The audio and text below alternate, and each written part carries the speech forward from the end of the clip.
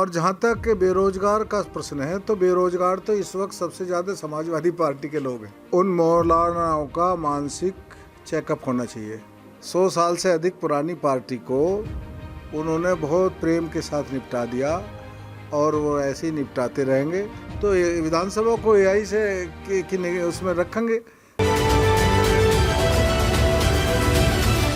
कांवड़ यात्रा को लेकर समाजवादी पार्टी के नेता एक के बाद एक विवादित बयान दे रहे हैं और अब तो हाल ही में बयान दिया है राजीव राय ने, जो घोसी से सांसद हैं। उन्होंने कहा है कि बेरोजगार जो हैं, जिनको रोजगार नहीं मिल रहा, वही कांवड़ उठा रहे हैं। हालांकि उसके बाद उन्होंने सफाई भी पेश की है, लेकिन कांवड़ यात्रा पर समाजवादी पार्टी के नेताओं की बयानबाजी का सिलसिला जारी है। बातचीत करने के लिए यूपी सरकार के मंत्री सुनील शर्मा जी हैं। सर, कांवड़ यात्रा को लेकर उत्तर प्रदेश सरकार की तैयारियां पूरी तरीके से सबने देखी, कांवड़ यात्रा भी शुरू हो गई है, लेकिन समाजवादी पार्टी के चाहे वो सांसद हों या विधायक हों, समय समय पर वो कांवड़ यात्रा पर सवाल खड़े कर रहे हैं। अब घोसी से सांसद हैं राजीव राय, उन्होंने कहा है कि जिनके पास कोई रोजगार नहीं है, जो बेरोजगार हैं, वही कांवड़ उठा रहे हैं।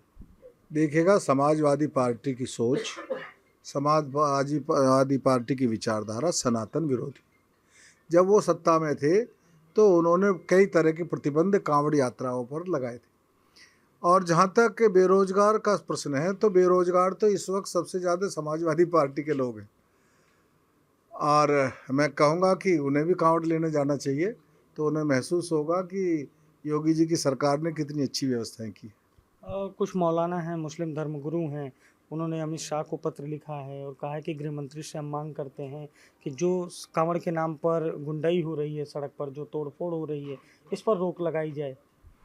उन मौलानाओं का मानसिक चेकअप होना चाहिए। कांवड़ के नाम पर किसी प्रकार की कोई अव्यवस्था नहीं है। इक्का दुक्का छोटी पुट्टी घटना अगर कहीं हुई है तो उसके लिए कुछ लोग जिम्मेदार होंगे। सबको कांवड़ियों का और उनकी आस्था को सम्मान करना चाहिए। राहुल गांधी आज अपने संसदीय क्षेत्र रायबरेली के दौरे पर हैं। वो अपने कार्यकर्ताओं से संवाद करेंगे, बूथ पर संवाद होगा। कांग्रेस का प्रयास ये है कि पंचायत चुनाव के पहले खुद को मजबूत किया जाए और 27 में मजबूती से उतरा जाए। कितनी बड़ी चुनौती देखते हैं राहुल गांधी का यूपी में सक्रिय होना? जब तक राहुल गांधी कांग्रेस में सक्रिय हैं तब तक किसी को चिंता करने की ज़रूरत नहीं है। कांग्रेस की मजबूती का कोई चिंता आवश्यकता नहीं। कांग्रेस के लिए राहुल गांधी की सक्रियता ही काफ़ी है। तो क्या लग रहा है, जैसे जिस हिसाब से समाजवादी पार्टी तो दी ना कांग्रेस, 100 साल से अधिक पुरानी पार्टी को उन्होंने बहुत प्रेम के साथ निपटा दिया और वो ऐसे ही निपटाते रहेंगे। मैं कहूँगा कांग्रेस को उनका नेतृत्व मुबारक। एक आखिरी सवाल है, विधानसभा में विधायकों पर निगरानी रखने के लिए कैमरे लगाए जाएंगे और कहा जा रहा है कि पल पल की गतिविधि पर निगरानी होगी, लेकिन उसमें एआई तकनीक का इस्तेमाल होगा। आपका विभाग इलेक्ट्रॉनिक्स और आईटी का विभाग है।